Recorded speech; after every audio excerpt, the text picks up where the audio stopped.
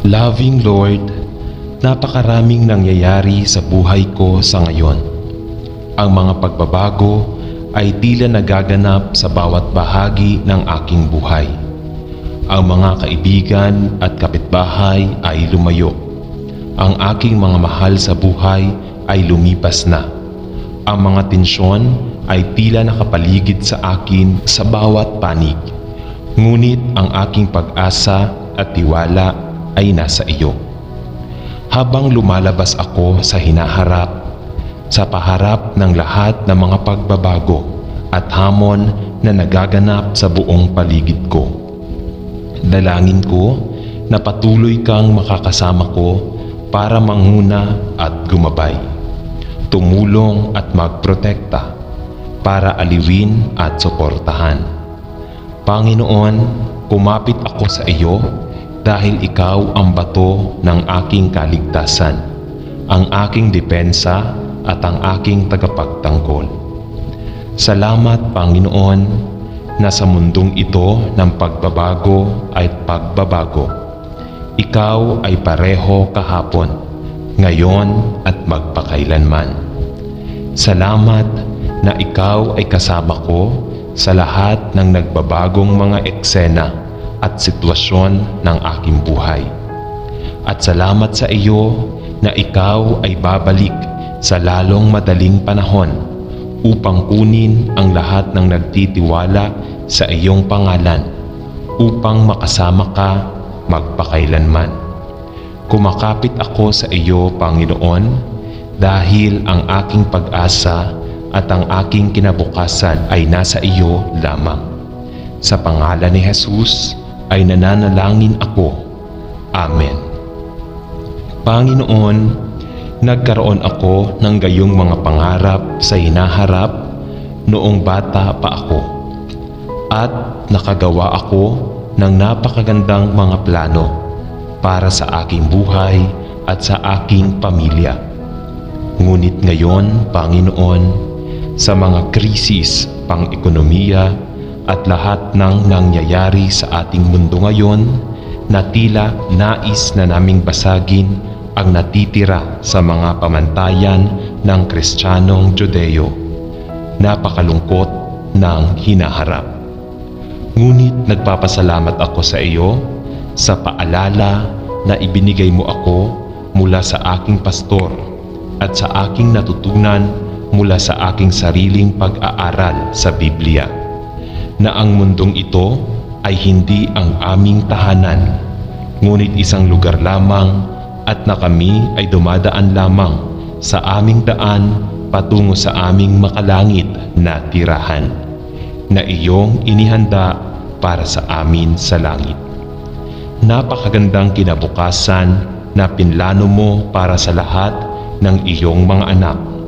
Habang lumalalim ang mga araw at ang mundo ay tila nagiging mas masama, napagtanto ko na ginagamit mo ito upang makawala ang iyong mga anak mula sa pinanghahawakan na mayroon ang mundong ito sa napakarami sa atin.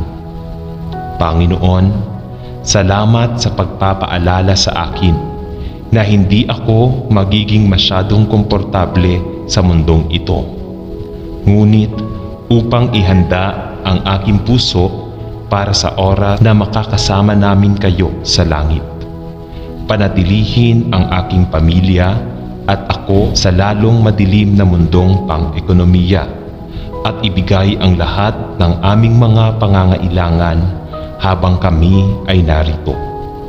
Dalangin ko na maiuwi mo kami sa lalong madaling panahon sa aming maluwalhating makalangit na tahanan, kung saan kami ay magpakailanman kasama mo. Sa pangalan ni Jesus. Amen. Panginoon, gusto ko lang ilatag ang aking buhay at ang aking karera sa hinaharap sa iyong paanan, at hilingin na ang iyong biyaya at pabor ay nakasalalay sa akin. Habang taimtim kong hinahanap ang iyong patnubay, nananalangin na itatag mo ang gawain ng aking kamay at akayin mo ako sa direksyon na nais mong pumunta ako. Direkta mo sa akin, manalangin ako sa landas ng karera ng iyong pinili para sa akin, sapagkat nais kong maging sentro ng iyong kalooban, at ipinagdarasal ko na buksan mo ang mga tamang pintuan kung saan mo ako pupuntahan, at panatilihin ang mga lugar na hindi mo kailangang puntahan matatag na sarado. Panginoon, hinihiling ko na bibigyan mo ako ng makadiyos na pananaw at karunungan sa mahahalagang pagpipiliang ito sa karera na kailangan kong gawin. Akayin mo ako sa daan na inihanda mo para sa akin, sapagkat alam ko na ikaw ay naka-schedule araw-araw ng aking buhay at gusto kong sundin ang landas na iyon na iyong binalak para sa akin at hindi lumihis mula dito. Dalangin ko na bibigyan mo rin ako ng mga kasanayan at kwalifikasyon na kailangan. Naway magamit ang aking buhay at ang aking karera sa iyong papuri at kaluwalhatian. Ito ang hinihiling ko sa pangalan ni Jesus. Amen. Mahal na Ama sa langit, ngayon ay pumupunta ako sa iyong trono ng biyaya upang manalangin para sa susunod na henerasyon ng mga kabataan. Protektahan ang mga nakakakilala sa iyo bilang kanilang tagapagligtas mula sa negatibong impluensya ng hindi biblikal na pananaw sa mundo na bumabaha sa ating mga paaralan at kolehiyo ngayon, at para din sa mga kabataang hindi pa nagtitiwala sa iyo bilang kanilang tagapagligtas o naging disillusioned sa kanilang buhay at walang pag-asa sa mundo. Ang Ama, pag-aalinlangan at relativism ay tila binabaha ang sistema ng pagtuturo at nagiging sanhi ng maraming kabataan na malito sa kanilang pananampalataya at lumayo sa dati nilang binamahal. Dalangin kong tigilan mo ang baha ng sekular na humanismo at ang iba't ibang filosofiyang hindi makadiyos na lumalaganap sa bansa, at ihayag ang iyong sarili sa isang henerasyon na naligaw na malayo ng katotohanan ng iyong salita. Idinadalangin ko po ito sa pangalan ni Jesus. Amen.